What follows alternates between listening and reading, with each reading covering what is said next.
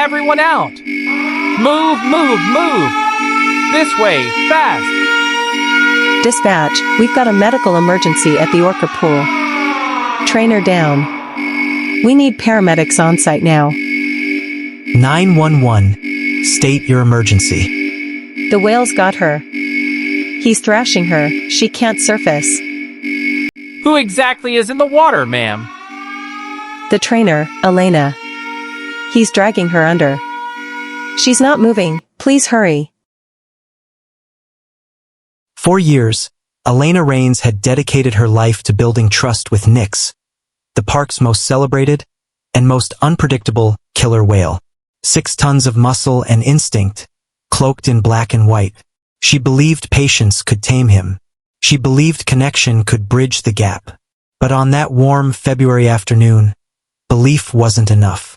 What began as a flawless performance spiraled into a nightmare, played out in front of thousands who sat frozen, unable to process the horror before their eyes. Because this wasn't just tragedy. It was truth. A truth we've ignored for too long. You can teach tricks, but you cannot erase nature. And when instinct takes control, no whistle, no signal, no bond is enough to stop it. Before we dive deeper, I want to hear from you. Should orcas like Nyx still perform for cheering crowds? Or should their place only be in the ocean? Drop your thoughts in the comments. And if you're here for real stories, the ones that pull back the curtain and show you the raw reality behind the glass, make sure to like this video and subscribe to Animal Attack Archives. Because the ocean always remembers. And what happened to Elena Raines will change how you see it forever. Elena had not grown up on the coast. She had never stood at the edge of the Pacific as a child or felt waves crash against her feet. But the ocean seemed to call to her anyway. While other kids in her small Florida town chased fireflies or played video games, Elena spent hours paging through old marine encyclopedias, sketching dolphins and whales with astonishing accuracy, memorizing their species, and even mimicking their calls until her family dog barked in confusion. Her fascination wasn't loud. It was steady, like the tide slowly wearing down stone. Her parents couldn't explain it. Their lives revolved around fishing boats, not stadiums. But Elena's future was never a question of if she'd work with marine life. Only when. That when came on her 14th birthday, when her parents surprised her with tickets to SeaWorld Orlando. She remembered the moment she first saw an orca. Sleek, powerful, gliding effortlessly through blue water. She didn't scream or wave. She simply stared, holding her breath, afraid the moment might vanish. From that day on, her path was set. She started at the park not as a trainer, but as a janitor, scrubbing rails, carrying buckets, watching from the shadows. Slowly, her dedication pulled her closer to the water. She memorized hand signals, feeding routines, the unspoken pauses between whistle blows. Within a few years, she was no longer watching from the sidelines. She was in the water. And by her mid-20s, she had earned the one thing she wanted most. The chance to work with Nyx. Nyx was not born into concrete walls and stadium lights. He came from the icy North Atlantic, raised in the company of his mother and pod, learning the language of clicks and songs passed down for generations. His world was wide and endless, until the day it wasn't. Nets closed in. Chaos.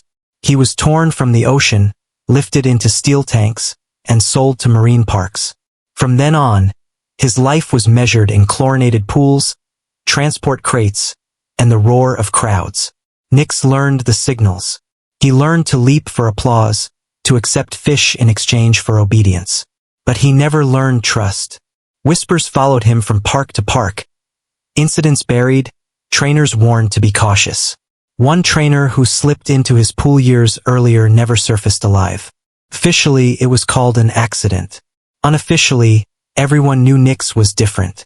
Some whales adapted to captivity. Nyx resisted it. He spent hours drifting alone, ignoring trainers, refusing food. To most, he was a risk. To Elena, he was a challenge.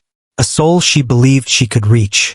The day of the show, February 16th, began like any other. The sky was clear. Families poured through the gates, children clutching plush orcas. Behind the scenes, Elena suited up, wetsuit, whistle, confidence. Nix had been unusually responsive all week, hitting every cue, moving with a sharpness that gave the staff hope.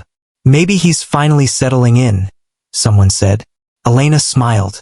She believed he was finally trusting her. The performance began like magic, synchronized dives, graceful spins, showers of spray splashing laughing children in the front rows. To the crowd, it was entertainment. To Elena, it was communication. Until the moment everything changed. As she reached for the finale cue, Nix surfaced beside her, massive and calm. She lifted her arm, the final signal. Then, without warning, his jaws closed around her hair. At first, it seemed almost gentle, like a tug. But then came the pull. In seconds, she was gone. Gasps filled the stadium. Some clapped, thinking it was part of the act. But as the water frothed violently and Elena failed to resurface, realization spread. Panic erupted. Trainers scrambled. Emergency whistles shrieked. Buckets of fish were tossed desperately. The music cut to silence. But Nix wasn't confused. He wasn't distracted. He was deliberate. Each dive, each surge, held her in his grip. Her body appeared and disappeared in flashes of white foam, limp against his 6-ton frame. Children screamed. Parents covered eyes. Phones rose, unsure if they were capturing a rescue or a death. It went on for minutes that felt like hours. Rescue teams hovered at the pool's edge, unable to enter without risking further aggression. Nix breached, and for a haunting instant the crowd saw her motionless form trailing in the water, her wetsuit torn. Gasps rippled through the stands. There was no mistaking it now. This was no stunt. This was real. 30 minutes later, Nix was finally driven into an isolation pool. Only then could rescuers reach Elena. What they pulled out was unrecognizable. Paramedics tried, but it was too late. A white sheet ended her story. The stadium emptied in silence. By nightfall, headlines were everywhere. Trainer killed by orca during live show. But no headline could capture the weight of what those thousands had witnessed. The horrifying reminder that wildness cannot be caged without consequence. Inside his pool, Nix floated still, the lights above him cold and sterile.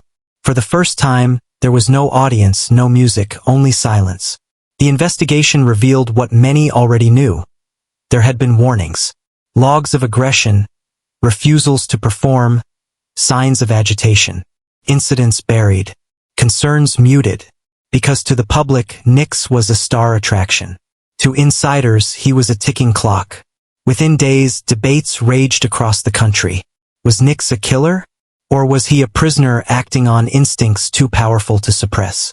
Outside the gates, mourners lit candles for Elena. Protesters chanted for Nix's release. And the world finally began asking the question SeaWorld had long avoided. Should apex predators be forced to perform at all? Elena became more than a trainer. She became a symbol, the fragile line between connection and control. The price paid when instinct erupts against illusion. And Nix? He never performed again. So now I'll ask you again. Should killer whales like Nix still leap for applause? Or should their place only be in the vast oceans where they were born? Drop your answer in the comments.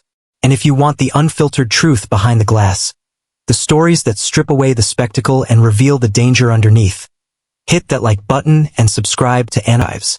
Because the ocean doesn't forget.